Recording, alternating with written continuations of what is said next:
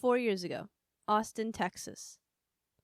Cold, frightened, and alone, Finn ran through the dark city streets, heart pounding in his chest. Each breath was hot fire in his lungs, leg muscles screaming out from exhaustion. He halted at the end of the Lamar Bridge.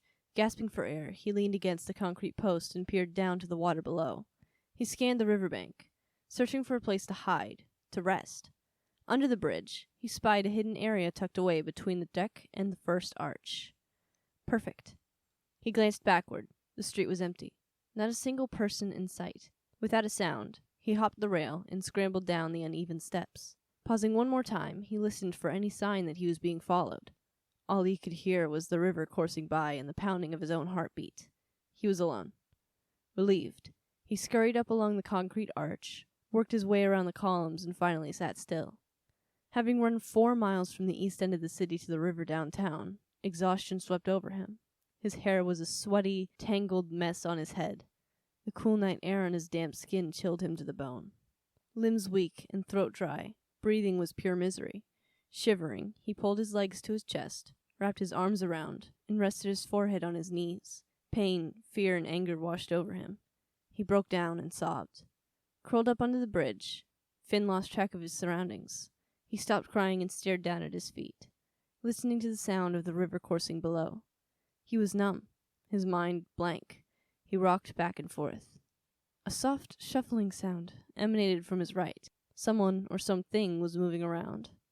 An uneasy feeling crept over him. His body tensed as he strained to listen. An unfamiliar voice interrupted the silence. You alright? It was close. Too close. Startled, Finn scurried back up the arch. He glanced over to see a skinny, scruffy-haired, blonde teen kneeling beside him, his clothes tattered and dirty. It was obvious he was another street kid. Where the hell did he come from? Finn wondered. He looked around in panic. Whoa, calm down, the teen said, as he raised his hands, palms out towards Finn. I ain't gonna hurt you, mon ami. I saw you sitting here, and you looked like you needed some help. He placed his hands down on his thighs and stared. His mind blank, Finn did not respond. Panic swelled inside him. His heart raced. The teen cleared his throat and spoke again. Mais ouais, so I see you're not gonna say much. He smiled. That's fine. Your call. Let's start easy. I'm Teague. He offered his hand to Finn, who glared at him, unmoving. After a long, uncomfortable pause, the teen finally let his hand drop back to his thigh. Okay. He ran his fingers through his hair. You want some water or food? He gestured to his pack. Finn flinched. Teague flinched. Teague sighed and rubbed his chin. He smiled and became more animated. What? Do I smell bad? He lifted his arm and sniffed. Eek, yeah, that's vile. He wrinkled his nose. Well, that explains why you won't talk. Okay, so that's rank. But in my defense, showers are scarce, and honestly, I'm not bathing in the river right now. He shook his head. It's cold. If it was warmer, that would be a different story. Why is he talking to me about showers? What the hell is that accent? Thought Finn.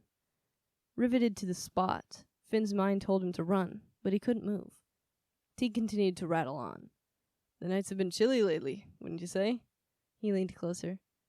Finn scrambled to his feet. Stepping backward, he slipped and almost fell into the river. Teague jumped up and grabbed hold of his arm. Bad move.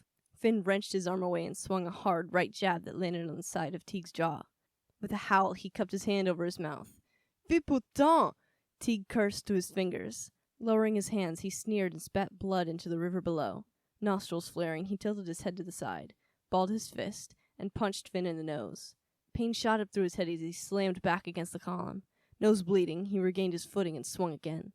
This time, Teague blocked him. He punched Finn in the stomach, knocking the air out of him. Before he could regain his wits, Teague got him into a headlock. Finn struggled to free himself, but Teague held on. Shaking his head, Teague hissed through his teeth. Nah, Koyon. I ain't letting go till you calm down, jackass. Finn struggled to free himself, but Teague had the advantage of both size and strength. Realizing he would not get out of this by fighting, he calmed and waited.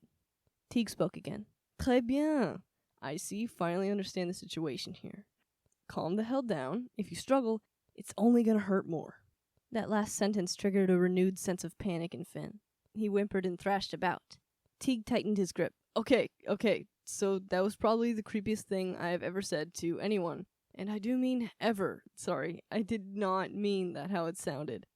Unable to get free, Finn relaxed again. He listened. Teague loosened his grip. All right, I'm gonna let go. Do not swing at me again, or I promise I will kick your ass and toss you into the river. Clear? Finn nodded his head. As promised, Teague let go.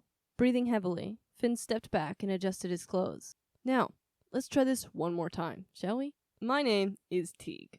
Once again, he offered his hand. Finn stared at the extended hand. Apprehensively, he accepted. Finn. Whoo, Lord, we have a name.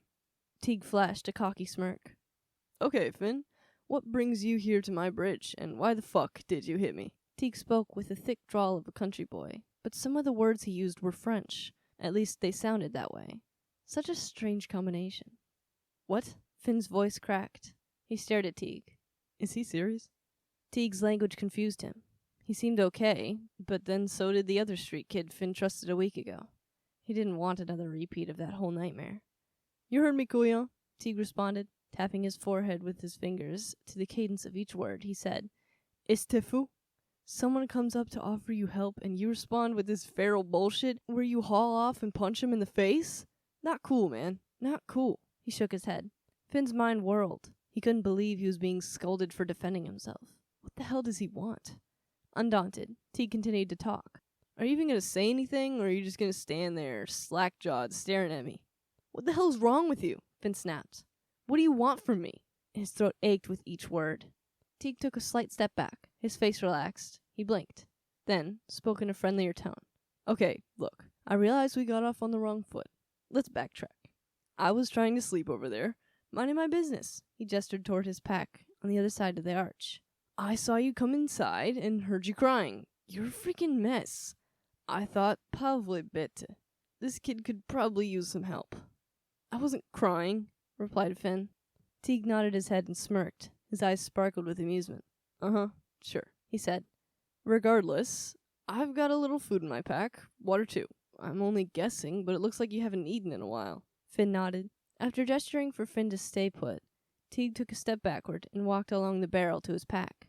A moment later, he returned with a bag of almonds, half a sandwich, a bottle of water, and a gray hoodie. He tossed the hoodie at Finn and sat down on the concrete. Watching Teague's every move, Finn put on the hoodie and sat down. The sight of the food and water reminded him how hungry he was. He couldn't remember the last time he ate. Weak and exhausted, he rubbed his head. His mouth watered. Teague popped a bunch of almonds into his mouth, showing they were okay to eat. He then handed the bag over. Finn was feeling better about this strange teen. After getting a good look at him, he didn't seem all that terrifying.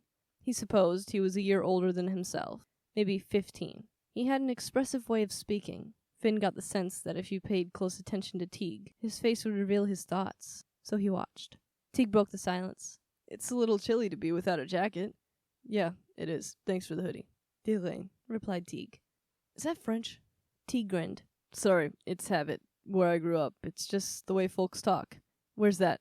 Southern Louisiana? Cajun country. What about you? You from around here? Finn nodded. Got a home to go back to? Finn shook his head. Teague nodded. You're gonna need a pack and a jacket then. We can find those later. I got my own gear, replied Finn, a little more confident. Just some basic things, including a coat. The look of surprise that swept across Teague's face made Finn smile.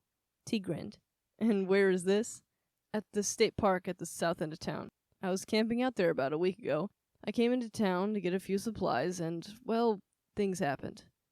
He let his head hang low and paused. If you want, you can come with me, and I can share some of my food with you, to pay you back. Teague smiled, nodding his head. Well, mon ami, that sounds like a plan. He hesitated, then said, Can I ask you a question? Finn nodded. You wearing contacts? Finn looked down, suddenly self-conscious. No. Teague seemed to sense Finn's discomfort. At least, he didn't bring up his eyes again. They spent the next couple hours under the bridge, discussing everything from the weather to the ins and outs of sleeping under an overpass. It surprised Finn to find out that Teague knew quite a lot about hunting and surviving in the wild. When the morning sun rose, they left the cover of the bridge and walked their way across the city. From that day on, they were inseparable. Back in the clearing, Teague finally tied off the last stitch.